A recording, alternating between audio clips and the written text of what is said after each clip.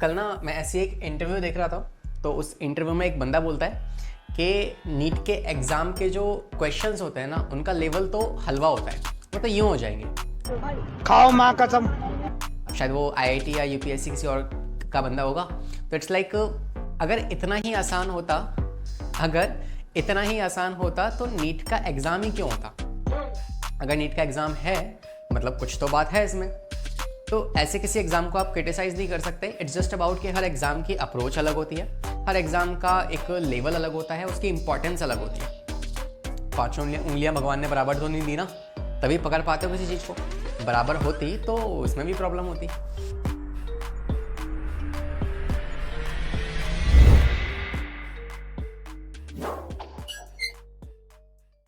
Hey smart people, so you are most welcome here. और हमारी आज की इस मुलाकात में हम लोग करने वाले हैं बायोलॉजिकल क्लासिफिकेशन, एक शानदार चैप्टर के एनसीईआरटी एग्जाम्पलर के सवाल। स्टार्ट करते हैं सवाल को लगाना। क्वेश्चन को देखिएगा, खुद से एनालाइज कीजिएगा, ऑप्शन खुद से टिक करो और फिर इसका सॉल्यूशन देखिए, ठीक है। Starting with the first question saying the eukaryotic unicellular organisms belongs to. तो सवाल बिल्कुल भी समय वेस्ट करने वाला नहीं है, डायरेक्ट आंसर निकल सकता है इसका। तो वो है आपके प्रोकैरियोट्स। बिकॉज आप जानते हो कि 5 किंगडम क्लासिफिकेशन में जो पहला किंगडम है Monera, that is the only one जिसमें आपके प्रोकैरियोट्स आते हैं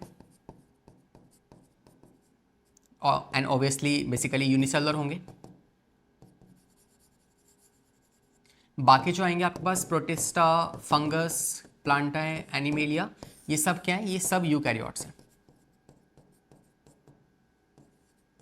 इसमें भी शर्त क्या है कि जो आपके पहले वाले हैं ये यूकैरियोट तो हैं, प्लस में यूनिसेलुलर हैं, और बाकी सारे जो हैं ये यूकैरियोट्स तो हैं लेकिन साथ में मल्टी सेलुलर हैं। तो ये आपको पूरा क्लासिफिकेशन पता होगा। इट्स जस्ट पूछ रहा है कि बताओ यूनिसेलुलर यूकैरियोट्स कौन है, तो वो प्रोटिस्टा होते हैं। ओके, अगला सवाल देखो। कह रहा है the 5 kingdom classification was proposed by. तो कौन से वो साइंटिस्ट हैं जिन्होंने 5 किंगडम क्लासिफिकेशन को प्रपोज किया था? तो ऑल्दो अब अगर आप इतनी बड़ी पूरे साल भर की जर्नी कवर करके आ चुके हो ना, तो ये तो बहुत बचकाना सवाल आपको लग रहे होंगे, है ना। हालांकि मतलब हर सवाल इजी नहीं होता, हर सवाल का अपना लेवल होता है। तो इट्स जस्ट वी कैन से कि इस सवाल का जवाब क्या होगा, विच इज आर.एच. विटेकर। तो ही इज़ द साइंटिस्ट जिन्होंने इस 5 किंगडम क्लासिफिकेशन को आप कह सकते हो कि प्रपोज किया था। इसके अलावा आपको पता है कि कार्ल लिनियस ने 2 किंगडम क्लासिफिकेशन दिया था। 2 किंगडम क्लासिफिकेशन, राइट। नेक्स्ट आपसे कहते हैं विर्चो जो है इनका सेल थ्योरी में कंट्रीब्यूशन था, राइट। और रॉक्सबर्ग का हमारे इस चैप्टर में कोई जिक्र नहीं है। तो well this is the answer for this question. आते हैं अगले सवाल पे। कह रहा है organism living in the salty area. ऐसे ऑर्गेनिज्म जो सॉल्टी एरिया में रहना पसंद करते हैं, what do we call them? हमारे पास काफ़ी सारी वर्ड्स हैं, काफ़ी सारी टर्मिनोलॉजी है। इन टर्म्स का मतलब समझते हैं। मिथेनोजन्स कौन है? ये आपको पता है कि ये आपके ऐसे बैक्टीरिया हैं, है ना, जो कि डंग्स में पाए जा सकते हैं या फिर कैटल्स के गट्स में पाए जा सकते हैं, जो कि मिथेन गैस बनाते हैं। ये मिथेन गैस को प्रोड्यूस करने में मदद करेंगे, ठीक है। और कैसे कंडीशन में? अनारोबिक कंडीशन में। नेक्स्ट देखो हेलोफाइल्स कौन होते हैं? तो हीलियोफाइल्स और हेलोफाइल्स। हेलोफाइल्स वो हैं जो कि सॉल्टी एरिया में रहना पसंद करेंगे, है ना। तो ये एक्सट्रीमोफाइल्स हो जाएंगे एक तरीके के, extremophiles. So this is the correct answer. बाकी देखिए हीलियोफाइल्स क्या होते हैं, ये हम प्लांट्स के लिए जनरली इन वर्ड का इस्तेमाल करते हैं। एक होते हैं स्कायोफाइट्स और एक होते हैं हीलियोफाइट्स। डिपेंडिंग अपॉन कि यार उनको लाइट की इंटेंसिटी पसंद है या नहीं है। तो जो आपके हीलियोफाइट्स हैं ये आपकी हाई इंटेंसिटी ऑफ लाइट में रहना पसंद करते हैं। स्कायोफाइट्स जो हैं ये आपकी लो इंटेंसिटी ऑफ लाइट में रहना पसंद करते हैं। जैसे जो आपके जंगल होते हैं, जंगल में जो सबसे नीचे वाला स्ट्रेटा है ना, वहाँ जो आपको प्लांट्स मिलेंगे उनको ज़्यादा लाइट पसंद नहीं है, सो दे आर स्कायोफाइट्स, ठीक है। वहीं हेलियोफाइट्स होंगे जो बड़े बड़े ट्रीज होते हैं जिनके पास डायरेक्ट सनलाइट का एक्सपोजर आता है, they are heliophytes. So this is the term. और थर्मोएसिडोफाइल्स वो हैं जो कि हाई टेम्परेचर प्लस में हाई एसिडिक एनवायरमेंट और we can say low pH पे सर्वाइव कर सकते हैं। So this is what I can say, these are thermoacidophiles. Okay, easy सवाल था। अगले सवाल पे आ जाओ। कह रहे हैं नेक्ड साइटोप्लाज्म जो होता है और मल्टीसेलुलर और सैप्रोफिटिक, ये किसकी कैरेक्टरिस्टिक्स है?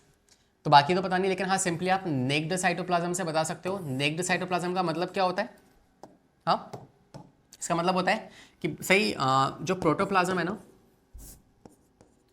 प्रोटोप्लाज्म मतलब सेल के अंदर का जो भी लिविंग मटेरियल है, तो protoplasm is devoid of cell wall, कि प्रोटोप्लाज्म के ऊपर अगर सेल वॉल नहीं पाई जाएगी तो उस तरह के प्रोटोप्लाज्म को आप कहोगे नेक्ड साइटोप्लाज्म।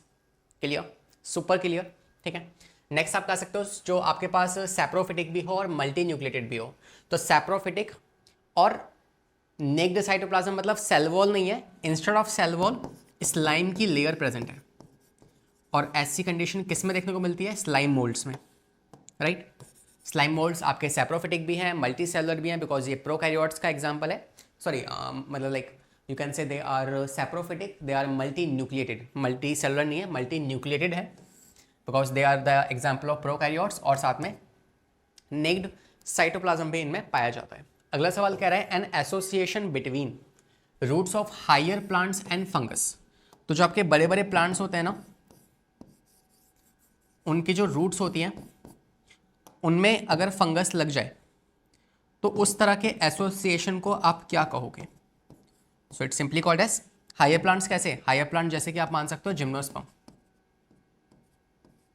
ठीक है।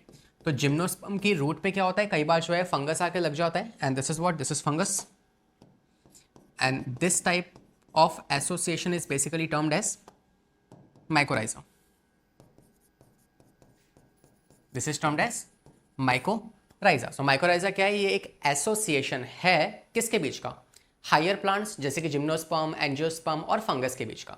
होता क्या है सर इसमें? So it's a mutual benefit association, एक फ्रेंडशिप है एक तरह की, जहाँ पे क्या होता है कि जो आपके पास फंगस है वो मदद करता है उस पर्टिकुलर प्लांट की, ताकि वो उसे वाटर, उसको न्यूट्रिएंट्स ये प्रोवाइड करवा सके।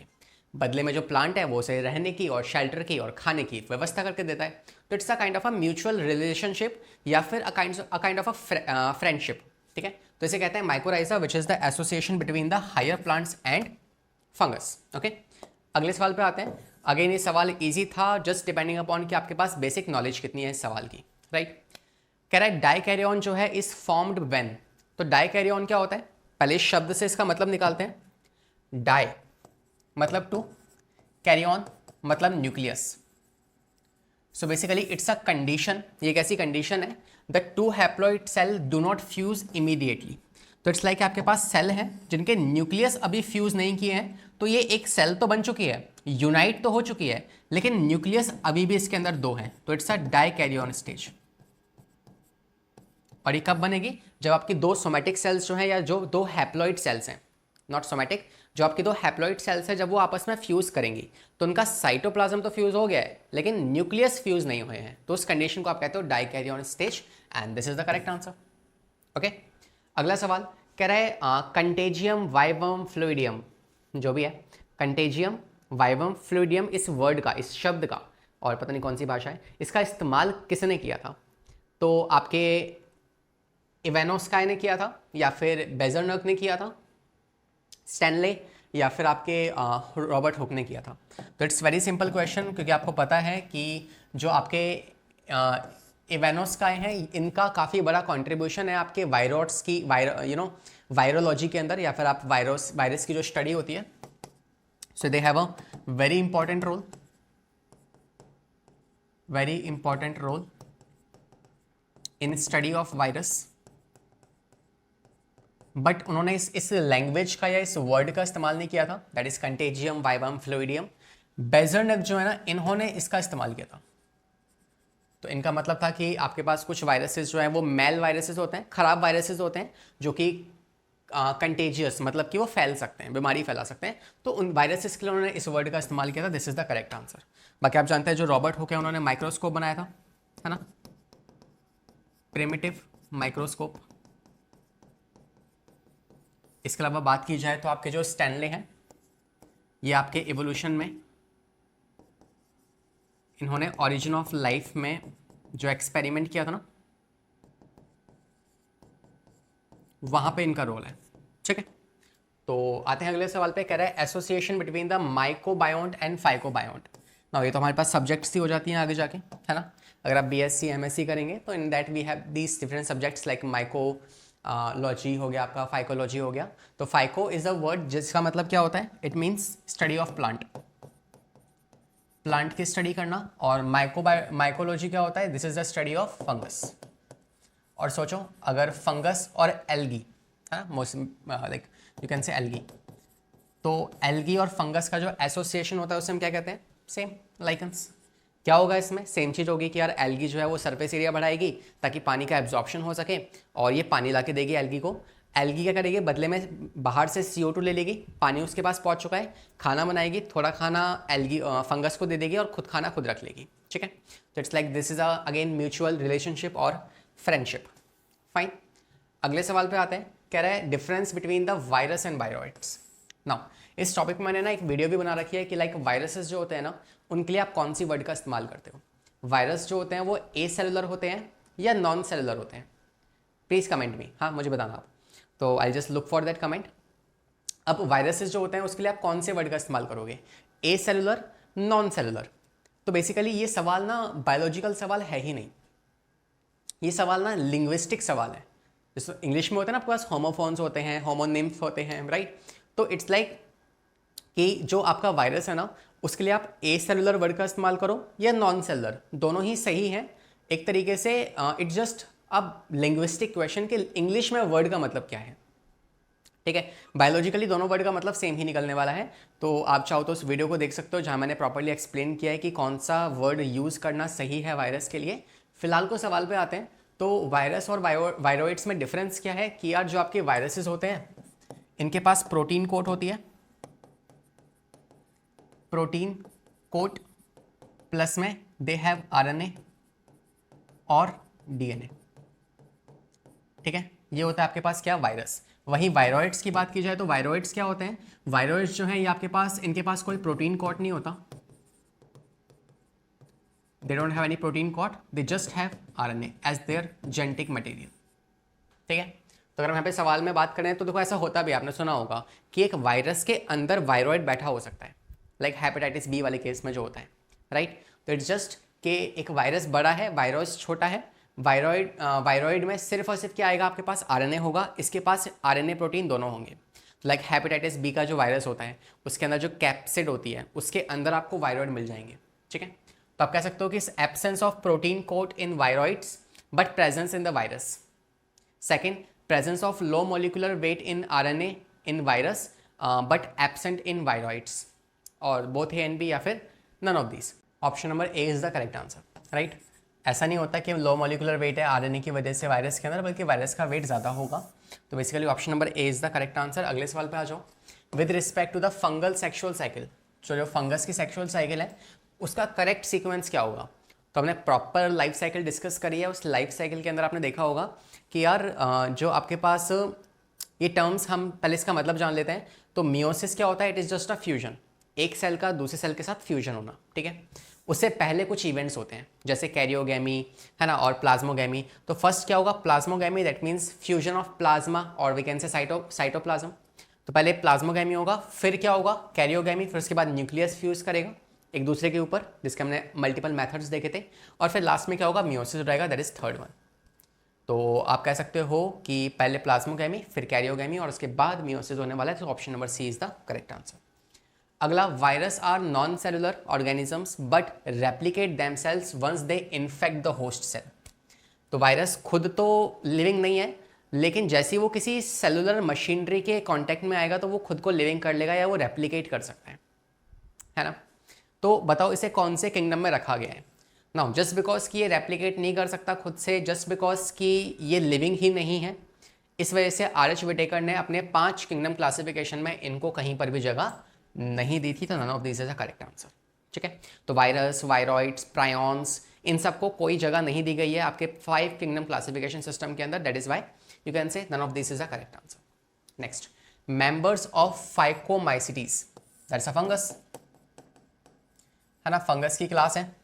ये कहाँ मिलेंगे आपको, एक्वेटिक हैबिटेट में, डिकेइंग हैबिटेट में, मॉइस्ट एंड डैम्प प्लेसेस में, या फिर आपके obligate parasite on plants, obligate parasites on plants. तो देखो फाइकोबायोन्स जो है ना ये फंगस हैं और ये जनरली कहाँ रहना पसंद करते हैं, तो जनरली ये रहना पसंद करते हैं आपके पास basically as an obligate parasite on the plant. कुछ ऐसे आपके पास फंगस हैं जैसे कि आपके फाइकोमाइसिटीज, तो they basically love to grow at the places जहाँ पे क्या है, they can just become a obligate parasite on the plants, है ना। हालांकि हमारे पास ऐसे फंगस भी हैं जो कि मॉइस्ट एंड डैम प्लेसेस में रहना पसंद करेंगे। So for this question option number A is the correct answer. And let's see the next question. No, so these are the questions of this chapter. Hopefully you enjoy this, and if you like this session please hit the like button, and you can see that this chapter, like हमने chapter तो पढ़ ही लिया है, इसके अलावा हमने इसके NCERT सवाल भी लगा लिए हैं। मैंने इसी चैप्टर के 50 टॉप 50 जो एमसीक्यूज हैं वो भी सॉल्व करवा रखे हैं, तो make sure to watch it. And all the very best for your examination. मिलते हैं अगले सेशन में, पढ़ाई करते रहें, सेफ रहें, बाय बाय, टेक केयर।